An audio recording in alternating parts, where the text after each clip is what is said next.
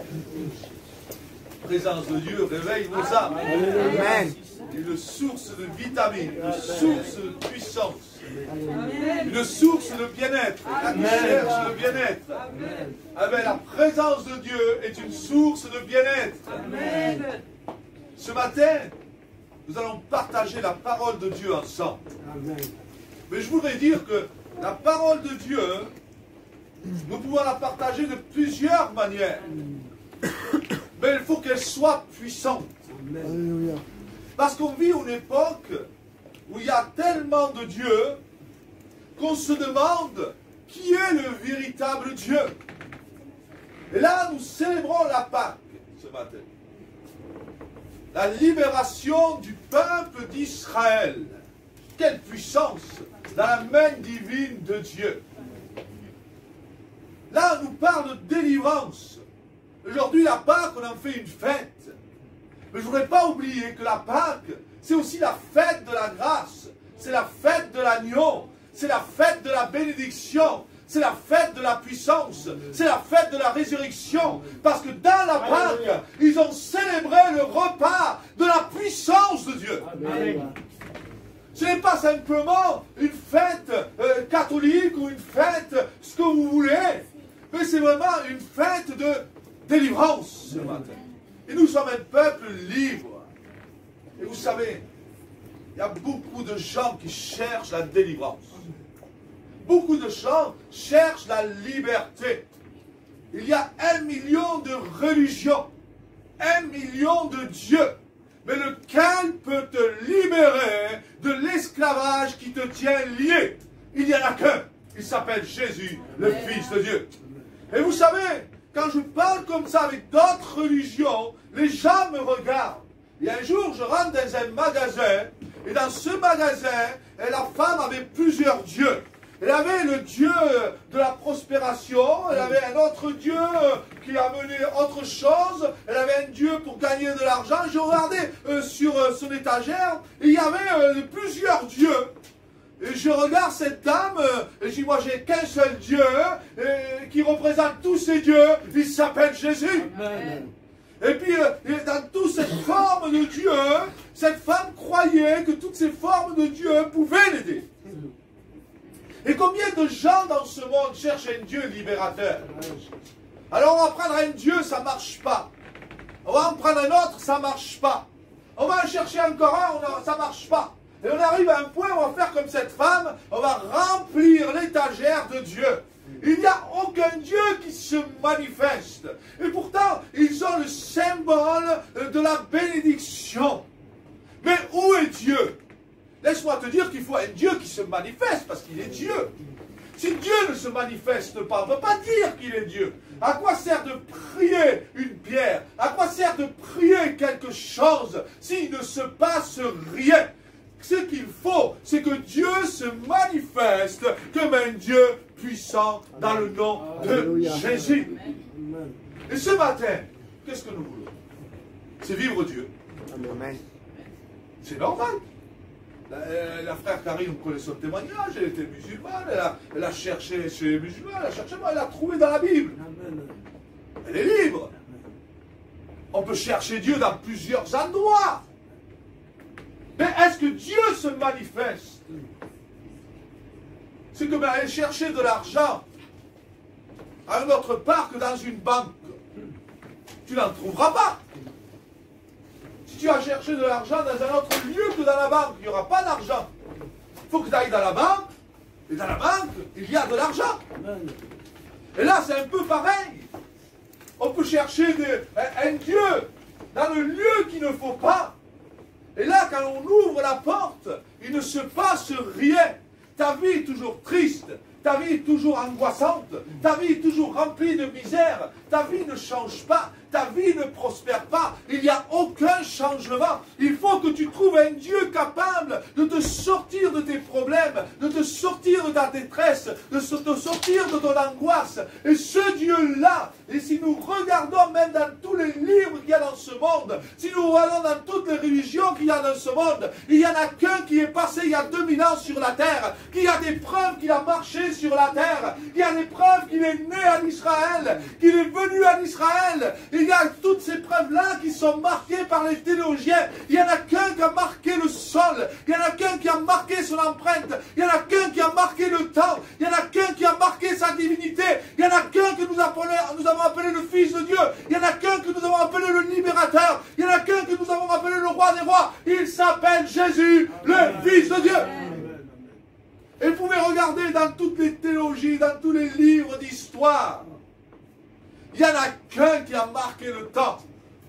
Il y a 2020 ans, notre calendrier a été marqué par le passage de Jésus, avant et après. Le seul qui a mis et qui a marqué le temps avant le passage de Jésus, le temps n'était pas marqué. Il n'y avait pas de calendrier. On savait que les années passaient. Mais vous croyez que la Terre n'a que 2020 ans? La Terre, vous savez que les scientifiques disent qu'elle a plusieurs millions d'années. Mais la Terre a été marquée par le temps du passage de Jésus. Comment vous dire? Le jour que Christ est venu, on a mis un calendrier. Ça fait 2020 ans que Christ a marché sur la terre. Amen. Jésus a marqué le temps de son passage. Jésus est venu avec sa divinité. Il est venu avec une puissance. Il est venu avec une royauté. Et on pourra chercher. Vous savez, je ne mets jamais, mon Dieu, comment vous dire, en concurrence avec les autres. Mais est-ce qu'on regarde les histoires? Il faut être franc dans nos cœurs. Celui qui a ressuscité les morts, comment il s'appelle? Jésus. Celui qui est venu bénir les malades et faire marcher les paralytiques, il s'appelle Jésus. Celui qui a rendu la vue aux aveugles, il s'appelle Jésus. Celui qui a guéri la lèpre, il s'appelle Jésus. Celui qui est monté sur une croix il y a 2000 ans et qu'on n'a jamais retrouvé son corps, il s'appelle Jésus. Celui qui est venu dire qu'il libérait les nations, il s'appelle Jésus. Celui qui chassait les démons, il s'appelle Jésus. Vous pouvez chercher dans tous les dieux. Il n'y en a qu'un qui est capable de faire trembler l'enfer, de chasser les démons. Il s'appelle Jésus, le Fils de Dieu. Alléluia. Et vous pouvez chercher partout. Et vous savez, je parle avec beaucoup de religions. Mais quand je commence à leur parler de la puissance de Jésus, de leur divinité, ils me disent, écoute mon frère, si on t'écoute, on va se convertir. Parce que réellement, on n'a pas le droit de t'écouter. Tu es dangereux, mon frère. Parce que notre Dieu ne se manifeste pas comme ça. Notre Dieu est devenu un joug. Parce que nous devons faire plusieurs rituels. Nous devons faire plusieurs choses. Mais cela, dans mon cœur, ne change rien. Mais là, tu me parles d'une puissance qui viendrait me libérer des liens qui me tiennent captif, des liens de la souffrance, des liens des ténèbres, des liens de l'occultisme, des liens de la sorcellerie. Et ce nom-là, il s'appelle Jésus. Amen. Mais quel Dieu puissant quand tu l'acceptes. Amen. Quelle gloire puissante quand tu l'acceptes. Il y a une puissance de Dieu qui se manifeste. C'est une divinité de la parole même, faite de chair. Je voudrais qu'on lise un texte ce matin. Ça se trouve dans Exode 21.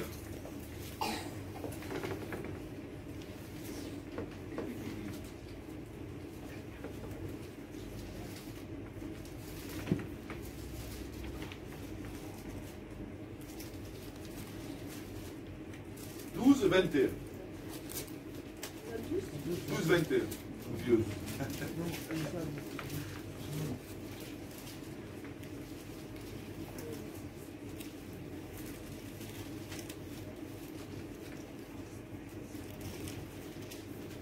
Nous allons lire ensemble. Moïse appela tous les anciens d'Israël et leur dit, allez prendre du bétail pour vos familles et immoler la Pâque. Vous prendrez ensuite un bouquet d'hysope et vous le tremperez dans le sang qui sera dans le bassin.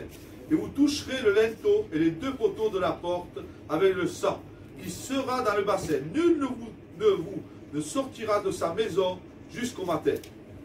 Et quand l'Éternel passera pour frapper l'Égypte et verra le sang sur le linteau et sur les 2 poteaux, l'Éternel passera par-dessus et la porte, il ne le permettra pas au destructeur d'entrer dans vos maisons pour vous frapper.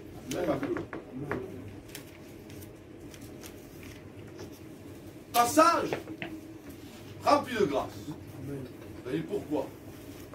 Parce que croyez-moi que sans grâce, il n'y a pas de puissance de Dieu. Parce que la Bible déclare que tous les hommes ont péché, tous les hommes ont péché et sont tous privés de la gloire de Dieu.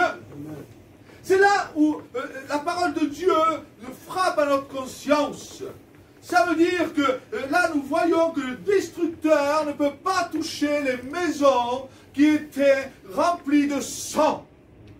Mais pourquoi ce symbole-là? Pour détruire Pharaon et ses Égyptiens qui tenaient le peuple d'Israël en esclavage. Pourquoi il fallait ce sang-là qui représentait la grâce?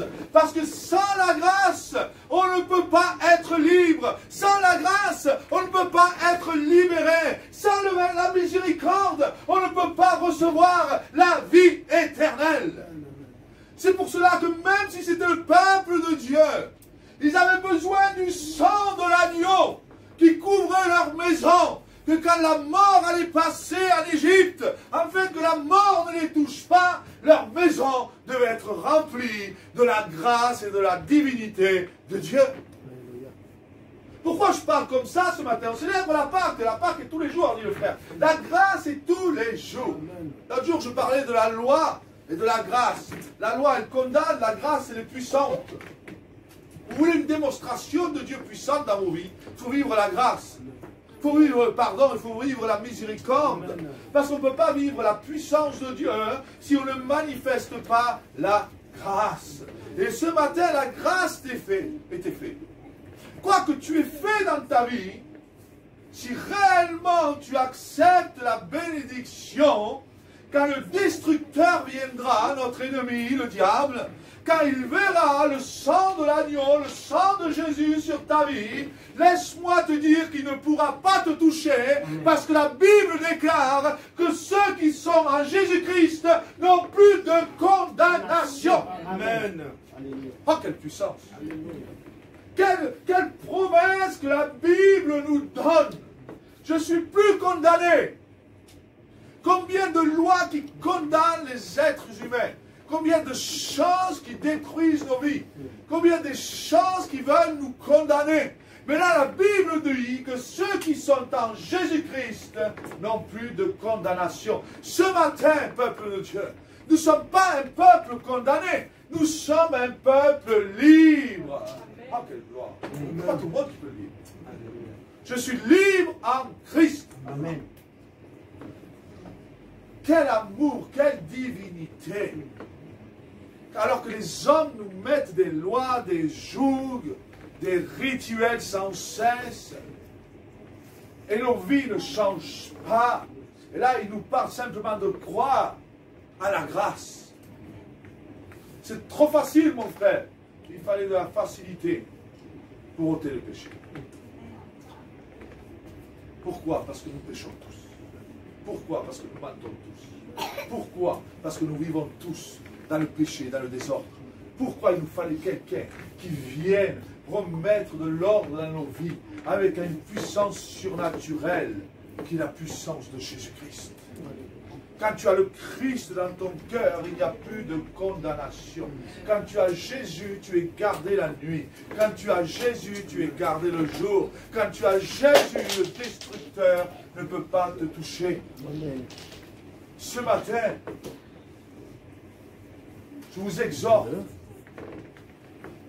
vraiment à croire encore plus à la divinité, que Christ est vraiment apparu pour détruire les œuvres des ténèbres.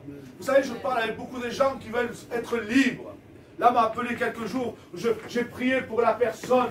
Mais celui qui libère, Ce n'est pas un homme. C'est Jésus. Alléluia. Je dis, si tu crois que moi, je vais te libérer de ton emprise de la sorcellerie, de ton emprise de suicide, de ta dépression, je n'ai aucun pouvoir. Mais la Bible déclare que ceux qui acceptent Jésus deviennent des enfants de Dieu et toutes les puissances qui les tenaient liés s'en vont dans le nom de Jésus. Amen. Quand tu acceptes Christ dans ton cœur, les ténèbres tremblent. Tu deviens une personne puissante. Et un jour, on me dit, pasteur, on me dit, il faut que tu pries pour moi. Je dis, oui, je peux prier pour toi. Mais la puissance n'est pas qu'avec moi, elle est avec toi, ma soeur. Mais comment ça? J'ai des problèmes, je suis dépressive, je suis captive, je suis tenue, je suis liée, j'ai une vie terrible de désespoir. Et toi, tu me dis, pasteur, que je suis puissant. Oui, parce que la Bible déclare que tu prennes le bouclier de la foi et que si tu tiens avec une ferme assurance devant le diable et ses traits enflammés, que Christ le fera partir loin de toi. Alors quand tu reçois Jésus dans ton cœur, tu es capable de lui tenir ferme devant lui, de le combattre, de le détruire, parce que tu as reçu le royaume de Dieu qui s'appelle Jésus, le Fils de Dieu. Amen. Dans la Bible, il n'y a pas de trop grands péchés, de trop petits péchés. Par la grâce de Dieu, moi, des fois, j'ai vu des pasteurs, et je ne juge personne. Je ne vais pas dans cette maison, il y a des sorciers. Il n'y a pas de péché plus grand que l'autre. C'est pareil pour Dieu. Parce que Saint Paul va prêcher à des sorciers, et qu'est-ce qu'ils font les sorciers? La Bible déclare qu'ils ont été brûlés tous leurs livres. Ils se sont convertis à l'évangile, les sorciers. Ils sont venus, il dit que jamais d'autant de livres de sorcellerie avaient été brûlés au milieu de la place publique. Mais quelle puissance à l'évangile qu'il est capable d'amener les sorciers qui servaient le monde des esprits à servir Christ. Qu'est-ce qui est capable de bouleverser la manière de penser? Parce qu'il y avait quand même, quand on regarde dans ce chapitre des actes et des apôtres, il y avait quand même des puissances, des ténèbres dans cette ville. Parce qu'il nous dit que les livres étaient brûlés par plusieurs sommes d'argent. On ne comptait pas le cycle qu'il y avait d'argent, de tellement de livres brûlés à cette époque-là et dans ce moment-là. Mais qu'est-ce qui va se passer à tous ces sorciers qui vont changer et ils vont accepter Jésus? Qu'est-ce qui va? C'est qu'ils ont vu en Jésus quelque chose de plus puissant Amen. que le monde des esprits. Amen. Oh. De nos jours, les gens ont peur. Même à la télé, vous voyez? À la télé maintenant, vous regardez la télé, ils parlent de sorcellerie. C'est incroyable. L'autre jour, je regardais à la télé. Alors, ils parlaient des nouvelles séries là pour les jeunes, les téléréalités. Ah, Madame Alentel a fait de la sorcellerie. Et l'autre, et puis ils se balançaient un peu les uns les autres.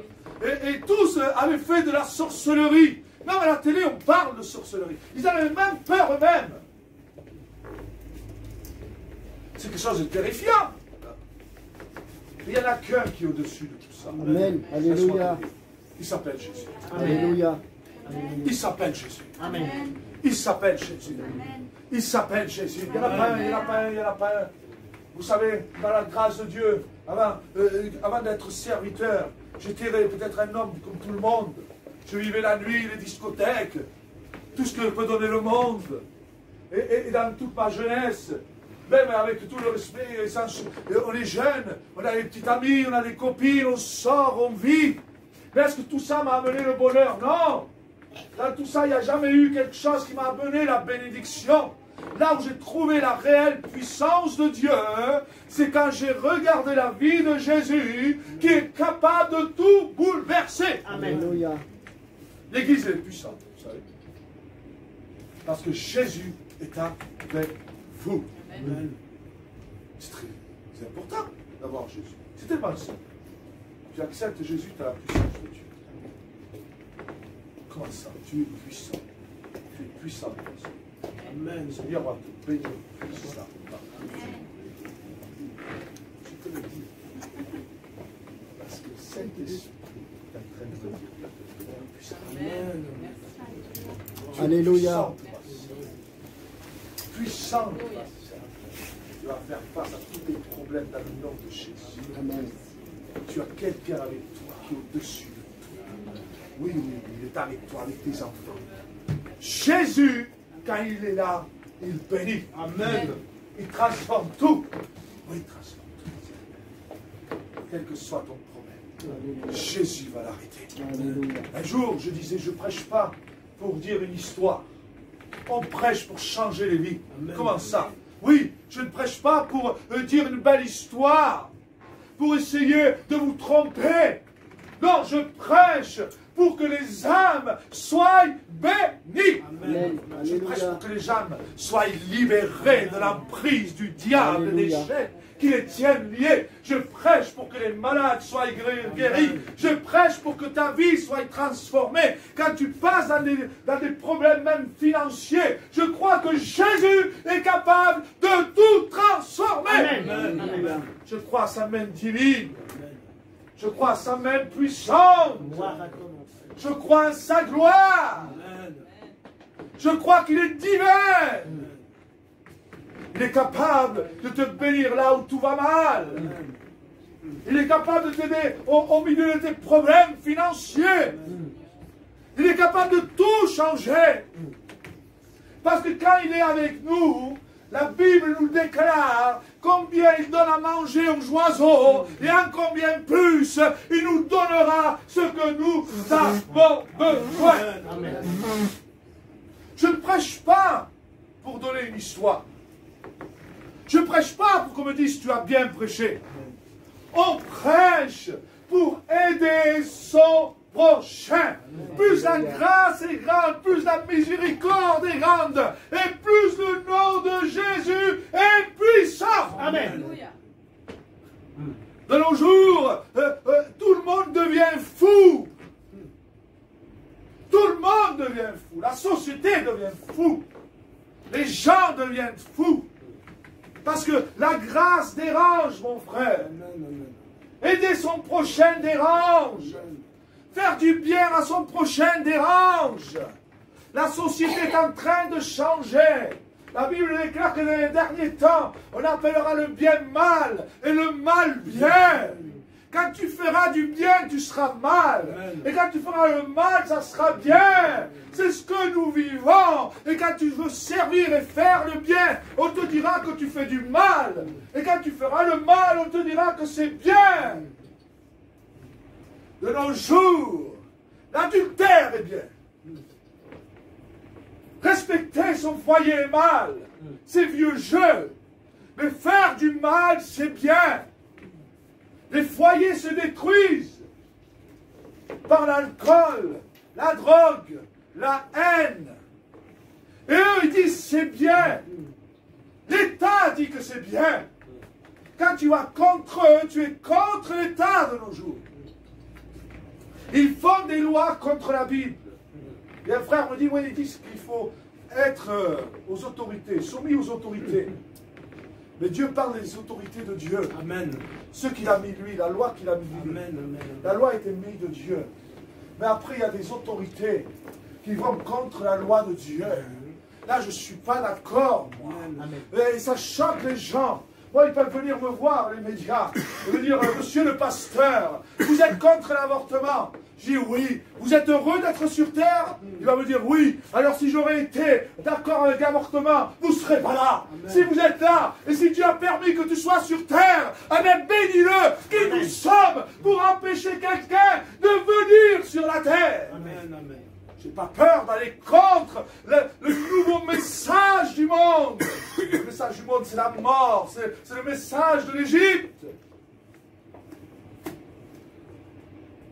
Ah mais écoutez, moi je ne suis pas d'accord dans ce que vous dites. Écoutez mon frère, à une époque ça peut choquer. Mais si une femme avait un enfant, elle ne pouvait pas l'élever, elle allait à l'orphelinat et le poser devant. Mais cet enfant grandissait. Même s'il était grandi dans l'orphelinat, il devait dire, j'ai passé le moment difficile, mais je suis vivant. Amen. Je suis vivant. Je suis vivant. Je suis vivant. Et quand tu es vivant, c'est une grâce de Dieu. Amen. Parce qu'avant que tu naisses, on veut te tuer.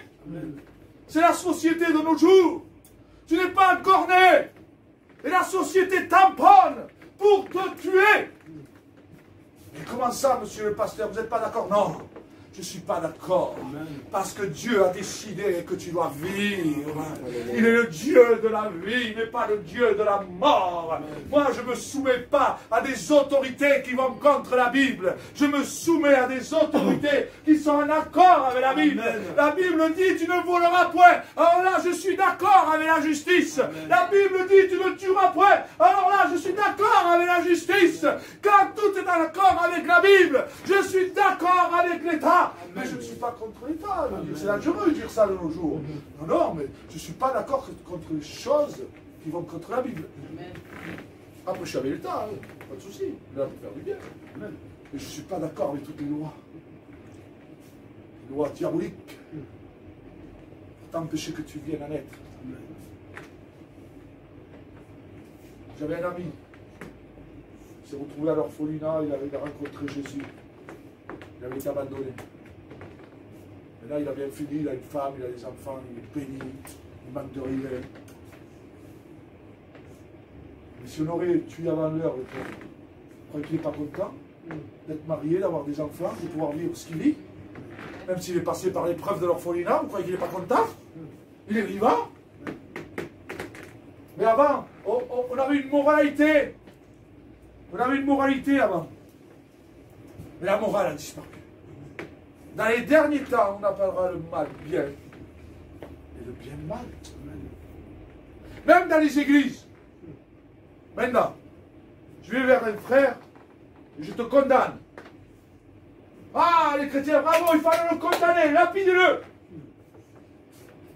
Je dis, mon frère, la Bible me dit, sois rempli de miséricorde et de grâce. Aime ton prochain comme toi-même. Oh, quelle bonté, Seigneur, ton amour, ta grâce. Aime à celui que des fois il tombe, qu'il trébuche, que même s'il est tombé dans le péché, relève-le. Tu n'es pas appelé à l'écraser. Mais la Bible dit, arrachez-les du feu. Oh, arrachez-les des flammes de l'enfer, dit la Bible. C'est fort. Il ne dit pas de condamner. Mais de nos jours, dans la religion, vous savez, on est tous des religieux, nous les hommes. On aime ça, la religion. On aime se sentir meilleur que l'autre. On aime écraser. On aime dire que la sœur est moins bien. Regarde, cette sœur a son passé. On fait comme on avait fait à la Samaritaine. Elle a eu plusieurs maris, comme la Samaritaine. Il faut la lapider. Ça, c'est la loi humaine. Mais la Bible dit que Jésus n'a pas condamné la Samaritaine. Il lui a dit, si tu crois, hein, tu verras des ondes, des flammes d'eau qui jailliront de ton cœur si tu crois à ma parole. Amen. Pour ceux qui sont en Jésus-Christ, le passé est crucifié. Amen. Tout devient nouveau. C'est une nouvelle vie. Ce matin, je ne vais pas être plus long. C'est important. C'est important de se dire qu'on est béni. On a Jésus avec nous. Le monde est en train de devenir fou. Il essaye de faire, vous savez, et j'explique souvent, des lois et des lois, même pour ce virus, ils font des lois chaque semaine, le virus ne disparaît pas. Ils deviennent fous. Ce n'est pas une loi qui va changer le problème. Ce n'est pas des lois qui vont tout empêcher. Ce qui peut empêcher que ta vie aille mal, il n'y en a qu'un. Il s'appelle Jésus. Ce matin, il est là. Il est là dans nous. Moi, je ne connais pas les problèmes de chacun. On a tous des combats. Qui n'a pas connu des moments financiers difficiles? Qui n'a pas connu des moments difficiles? Qui n'a pas connu ces moments-là? Mais moi, je crois que Dieu a la main divine pour nous. Amen. Un jour, tout allait mal. J'avais du mal financièrement. Tout allait mal. Je ne savais rien faire. Je faisais le travail, ça n'allait pas. Je dis, Seigneur, il faut que je nourrisse ma famille. Seigneur, si tu veux que ma paix soit parfaite, il faut que tu m'aides. Sors-moi de cette situation-là. Et je dis, qu'est-ce que je peux faire? Alors, si je commençais par la livraison, je vais m'amener dans la livraison. Et j'ai signé un CD direct. J'étais content, moi. J'ai dit, Seigneur, merci Seigneur. Et là, j'ai commencé à apprendre ce travail-là. Et je ne savais rien faire. de nos jours, quand je vais dans des sociétés, je suis capable de signer des CDI sur CDI. Parce que le Seigneur m'a amené dans une formation et m'a qualifié pour que je puisse en vivre. Et laisse-moi te dire que le Seigneur t'a donné des dons que tu ne connais pas, mais qu'il peut s'en servir pour que tu puisses vivre dans la société. Amen. Il y a des dons à toi que tu ne connais même pas. Dans ton travail, tu as reçu un don. Il y en a qui savent faire certaines choses. Le frère Ben travaille, je crois, il fait les toits, il fait un peu tout, il sait faire. C'est un don que Dieu lui a donné.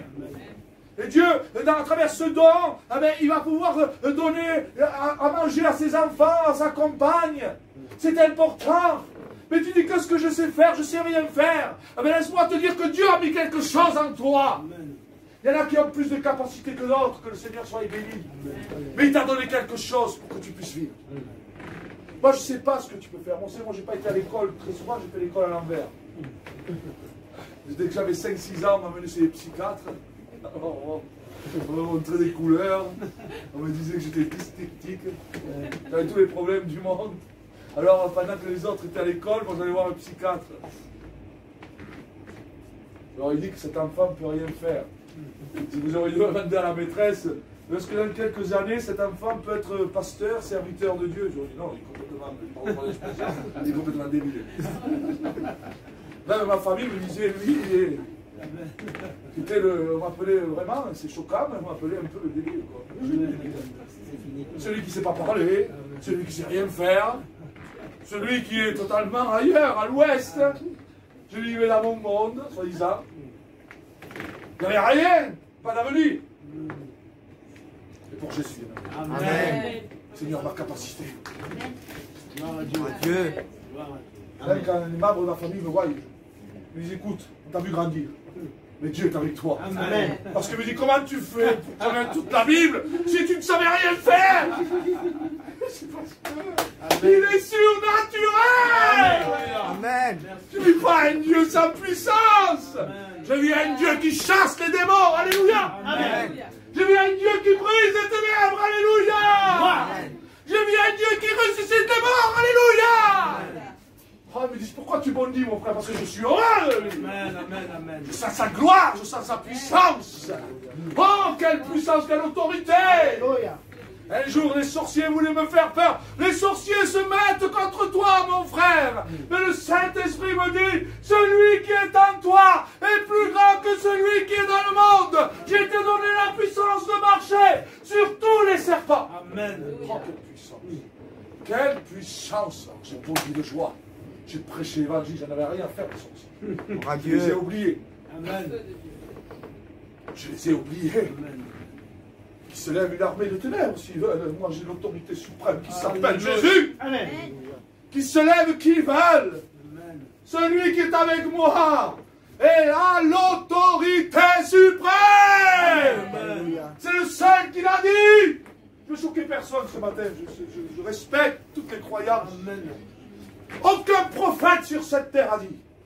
J'ai vu Satan descendre comme un éclair du ciel. Le seul qui l'a dit, il s'appelle Jésus. Alléluia. Il a dit qu'il a vu Satan tomber comme un éclair. Alléluia. Le seul qui l'a prophétisé, Amen. sa chute, il s'appelle Jésus. Amen. Le seul que les démons se prosternaient devant lui, il s'appelle Jésus, le Fils de Dieu. Amen. Oh, quelle autorité, Église, pour sentir sa puissance. Amen. Moi, je sens l'enfer trembler. Amen. Je ne crains pas l'enfer, je ne crains pas la mort, je ne crains pas les démons, parce que Jésus est avec moi. Amen. Il est avec toi ce matin. Alléluia.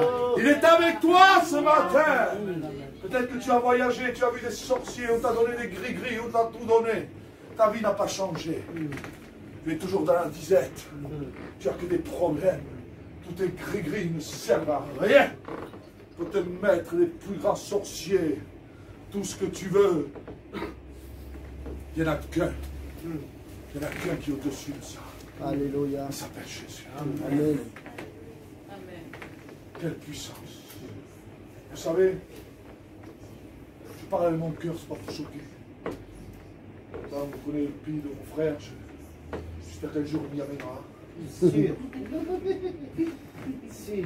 Là-bas, ils n'ont pas d'eau, les pauvres. Et un frère me disait, il avait une entreprise pour se dire, un jour on ira, on fera des puits, je ne sais pas, ils m'ont parlé. Parce qu'il y a certains villages, il me parlait de ça, c'était William, il me parlait de ça. Il dit, il n'y a pas d'eau là-bas. Je dis, bon, ils n'ont pas d'eau. Pourtant, là-bas, c'est quand même la capitale de la sorcellerie. Je ne veux pas choquer, hein. Pourtant, il ne manque pas de sorciers, mon frère. Ils n'ont pas d'eau. Et là, quand je regarde dans l'Exode ce qu'a fait Moïse, il a frappé un simple rocher et de l'eau a coulé.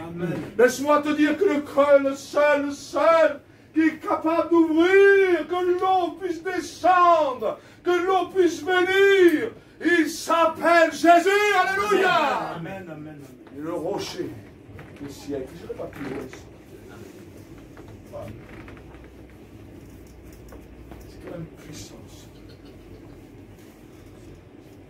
Tu crois que Jésus est là? Alléluia. Moi, je crois à la puissance de Dieu. Tu crois à la puissance de Dieu, mon petit? Tu crois que le Seigneur va te donner. Amen. Le Seigneur est là pour changer ta vie. Amen. Merci, Seigneur. Si tu crois que tu es déjà transformé, tu l'es. Que tu crois, ne connais pas ta vie. Amen. Tu crois. Si tu crois que Jésus peut tout changer, tu es déjà changé. Amen. La Bible dit qu'il transforme la malédiction en bénédiction. Il change tes souffrances en allégresse. Je ne connais pas, mais lui connaît. Amen. Est-ce que ce matin on vous rentre dans la louange? On va se lever ensemble.